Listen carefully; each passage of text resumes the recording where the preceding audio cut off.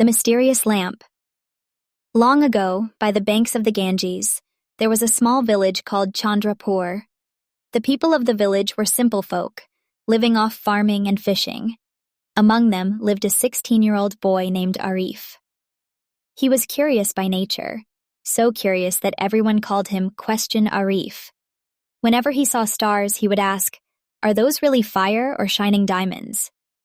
Whenever a new plant sprouted, he would rush to ask, "How did this come to life?" One year, during the monsoon, the river overflowed and flooded the village. After the waters receded, people went to collect wood and items washed up by the flood. Arif too wandered by the riverbank. Suddenly, his foot struck something hard buried in the mud. Digging it out, he found a strange, heavy lamp. The lamp was bluish in color, with unknown symbols carved into its surface.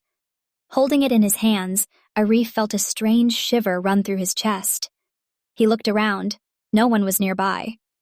Curiosity got the better of him, and he began to rub the lamp. At once, the lamp grew hot. Smoke poured out of it, spreading high into the air. The smoke twisted and thickened until it took the shape of a massive figure, a giant jinn. His voice rumbled like thunder.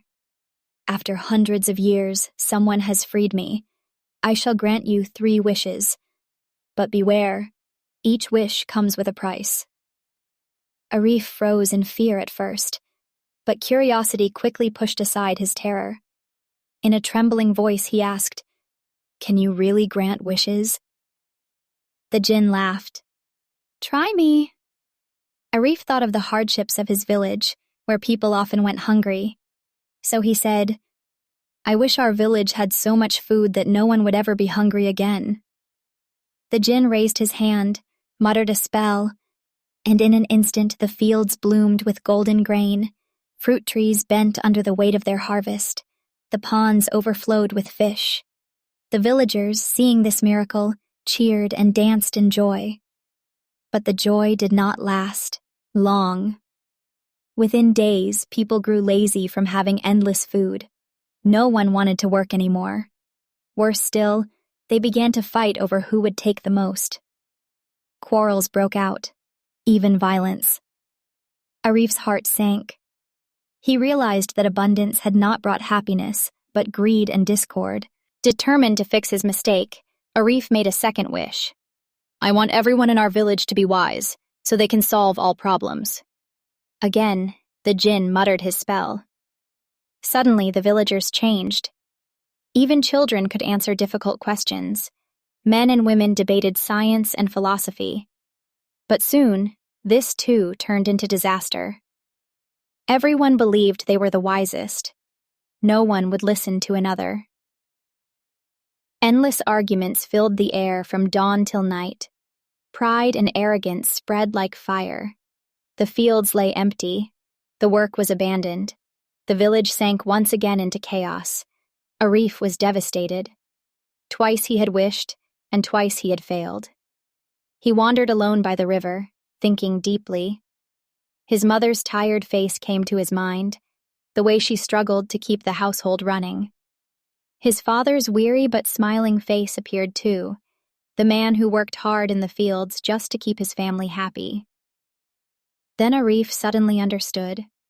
True magic did not lie in wealth. It did not lie in wisdom alone. The greatest magic was love. The bond that united people, the force that made them share, care, and live in harmony. So he made his third and final wish. "I want our village to be filled with love. Love strong enough to wipe away anger and bind us all together as one family." For the first time, the jinn grew solemn.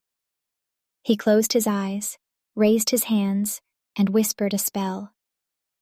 A soft breeze swept through Chandrapur, carrying with it a strange peace. The villagers suddenly began to feel each other's pain. Those who had more food shared it gladly. The wise used their knowledge to help others. Farmers returned to the fields together. Children played side by side. Laughter and harmony returned to the village. The Jinn looked at Arif and said, "You have proven that true strength lies not in wealth nor in knowledge, but in love. From today, your village shall live in peace and prosperity." With that, the lamp glowed brightly and slowly faded into the sky. From that day forward, no one in Chandrapur was ever truly alone. People lived together, worked together, and cared for one another. Arif became the hero of the village. No longer did they call him Question Arif. Instead, they called him the guardian of Chandrapur. And so the tale spread from mouth to mouth. The greatest magic of all is love.